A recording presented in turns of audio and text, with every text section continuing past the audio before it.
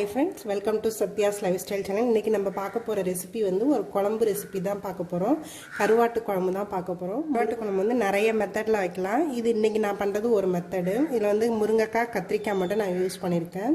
நீங்க வேணும்னா இதுல மொச்சை சேர்த்துக்கலாம். பச்சையா உள்ள மொச்சை இல்ல காஞ்ச மொச்சை கூட ஊற வச்சு அதையும் சேர்த்துக்கலாம். உருளைக்கிழங்குலாம் சேர்ப்பாங்க. நீங்க எந்த காய் வேணாலும் சேர்த்துக்கலாம். இது நல்லா இருக்கும் டேஸ்ட். பரங்கிக்காய் சேர்த்து பண்ணலாம். அதுவும் நல்லா இருக்கும். நான் வந்து இன்னைக்கு முருங்கைக்காய், கத்திரிக்காய் சேர்த்து பண்ணிருக்கேன். இது எப்படி பண்ணலான்றதை பார்க்கலாம். கருவாடு குழம்பு பண்ணுறதுக்கு நான் வந்து ஒரு 2 பீஸ் கிட்ட கருவாடு பீஸ் எடுத்திருக்கேன். இதை வந்து நல்லா வாஷ் பண்ணி வச்சுருக்கேன். இதை வந்து நான் இப்போ சுடு தண்ணியில் ஊற வச்சு வைக்க போகிறேன். இது ஒரு 1/2 hour கிட்ட நல்லா ஊறட்டும். இந்த கருவாட்டு குழம்பு பண்ணுறதுக்கு நான் வந்து கடாயில் கொஞ்சமாக எண்ணெய் எடுத்துக்கிறேன். எண்ணெய் நல்லா ஹீட் ஆகட்டும். தாளிக்கிறதுக்கு நான் வந்து கறிவடகம் தான் யூஸ் பண்ணிக்கிறேன். கொஞ்சமாக பெருங்காயம் போட்டுக்கிறேன். கருவேப்பிலை கொஞ்சமாக போட்டுக்கிறேன். சின்ன வெங்காயம் நான் வந்து இந்த மாதிரி பீஸஸாக கட் பண்ணி வச்சுருக்கேன். அதை ஆட் பண்ணிக்கிறேன். இந்த வெங்காயம் வதங்கிறதுக்கு தேவையான அளவுக்கு சால்ட்டு சேர்த்துக்கிறேன். இந்த வெங்காயம் நல்லா வதங்கணும். நல்லா ப்ரௌன் ஆகிற அளவுக்கு நல்லா வதக்கணும். அது வரைக்கும் இதை நல்லா நம்ம வதக்கி எடுத்துக்கலாம்.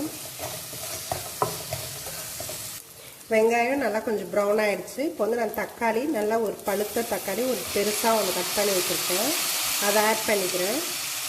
இந்த தக்காளியும் நல்லா மசிஞ்சு வர அளவுக்கு நம்ம இதை வதக்கிக்கணும்.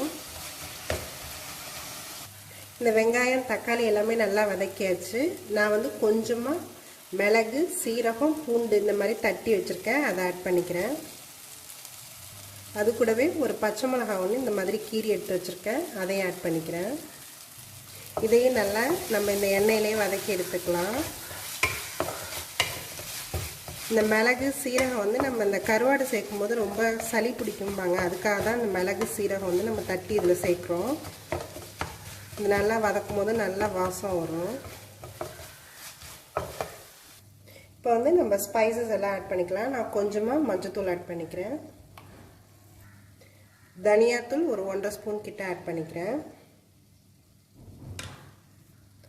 மிளகாத்தூள் ஒரு 2 ஸ்பூன் கிட்ட ஆட் பண்ணிக்கிறேன். இந்த ஸ்பைசஸ் எல்லாத்தையுமே நம்ம இந்த எண்ணெயில் கொஞ்சம் நல்லா வதக்கிக்கலாம்.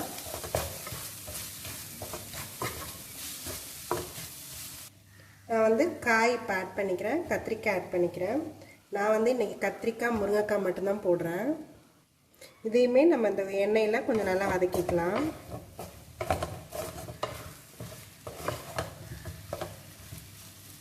இந்த காய் எல்லாத்தையுமே நம்ம இந்த எண்ணெயில் நல்லா வதக்கிக்கலாம்.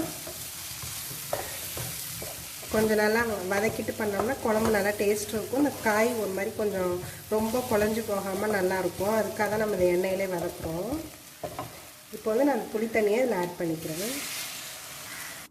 இந்த புளி தண்ணியை நம்ம இந்த மசாலாவோட நல்லா மிக்ஸ் பண்ணிக்கலாம். இது நல்லா கொதிக்க ஆரம்பிச்சிருச்சு. இது நம்ம நல்லா ஒரு 5 minutes கிட்ட க்ளோஸ் பண்ணி வச்சிடலாம். காயெல்லாம் வேகும். இது நல்லா ஒரு 5 minutes கிட்ட ஆயிடுச்சு. காய் எல்லாமே நல்லா வெந்திருக்கும். இப்போ வந்து நம்ம இந்த கருவாடு பீசஸ் எல்லாத்தையும் ஊற வச்சு வச்சுருந்தோம் இல்லையா, அது நல்லா வாஷ் பண்ணது இதில் ஆட் பண்ணிக்கலாம். இது நல்லா ஒரு 5 minutes கொதிக்கட்டும். இது நல்லா ஒரு 5 minutes போல் நல்லா கொதிச்சிடுச்சு. இந்த கருவாடு எல்லாமே நல்லா வெந்திருக்கும். இப்போ வந்து நான் கொஞ்சமாக தேங்காய் பால் வந்து ஆட் பண்ணிக்கிறேன். தேங்காய் பால் ஆட் பண்ணி ரொம்ப கொதிக்கணும்னு தேவையில்லை. லைட்டாக கொதிச்சாலே போதும். லாஸ்ட்டாக வந்து நான் கொஞ்சமாக கொத்தமல்லி தழை தூவிக்கிறேன். இப்போ இந்த குழம்பு நமக்கு ரெடி ஆகிடுச்சு. இது நிறுத்திடலாம். இந்த முருங்கைக்காய், கத்திரிக்காய்லாம் போட்டால் கருவாட்டு குழம்பு ரெடி ஆகிடுச்சு. இது நல்லா ஒயிட் ரைஸில் சூப்பராக இருக்கும் காம்பினேஷன். நீங்களும் இதை ட்ரை பண்ணி பாருங்கள். என்னோடய வீடியோஸ் எல்லாத்தையும் பாருங்கள்.